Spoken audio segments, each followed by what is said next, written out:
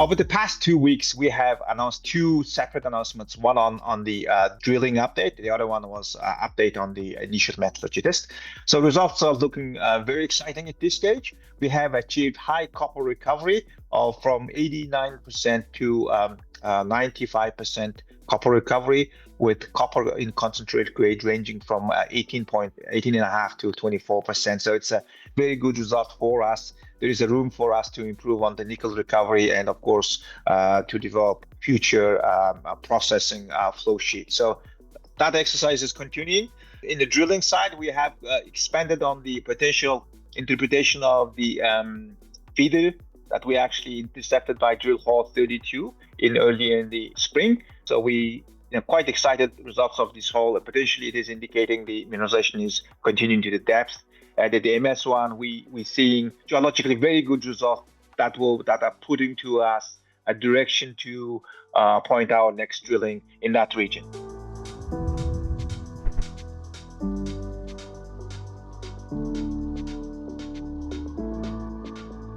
Latest drilling results confirmed that the mineralization is continuing to the depth at Oval. Earlier in the year, in OVD 32, we have intercepted various textured gabbroic intrusion at 290 meters from down the hole. So we have drilled basically right beside QOED to both sides and have intercepted mineralized gabbro. So that's indicating that the extension to the depth is actually more than one hole. It is showing that there's potentially a zone there. So it's good.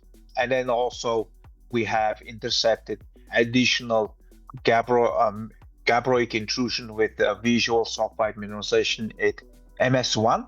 And based on the visuals of that drill hole, we can say the sulfide mineralization, it seems like it's actually increasing at depth. So we very encouraged by the results, and we will plan our future targets for this our MS1 prospect based on these results.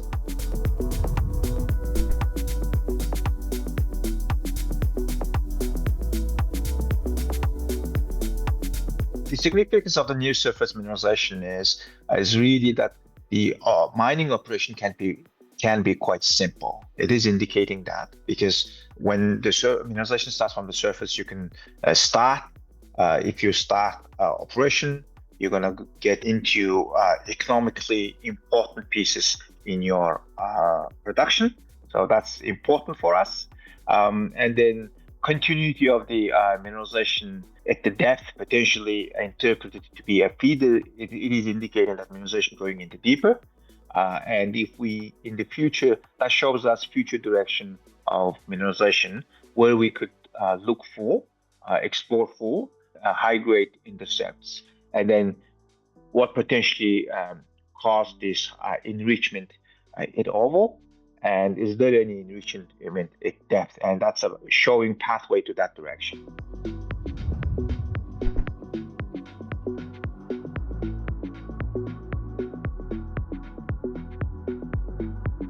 Yambat tenement is not only copper nickel PGE system, right? So we have copper gold mineralization at Copper Ridge, and then also we have ongoing work at Yambat Project. So we have plenty of exciting things happening.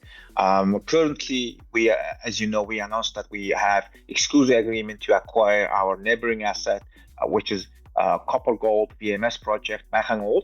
Currently, we are doing technical due diligence on this project. As part of that one, drill rig is there. And then after that, we will continue our drilling efforts at the Copper Ridge. At the Copper Ridge, we have a high conductor plate close to surface, which is quite exciting because we had quite wide, broad mineralized intercept at Copper Ridge in 2024. So we're gonna really build on that one. And then, of course, at the Bainse, which is potentially indicating extension of the intrusive system that we actually intercepted in Oval, and also at MS1 is maybe continuing to the south. And then by inside we have conductive plate that came from fixed loop EM survey done by the Samsung EM system and then that correlates really well with the ground magnetic target we generated from the separate study. So it's looking pretty good for us. Very exciting. Exploration is waiting for us for the next month or so.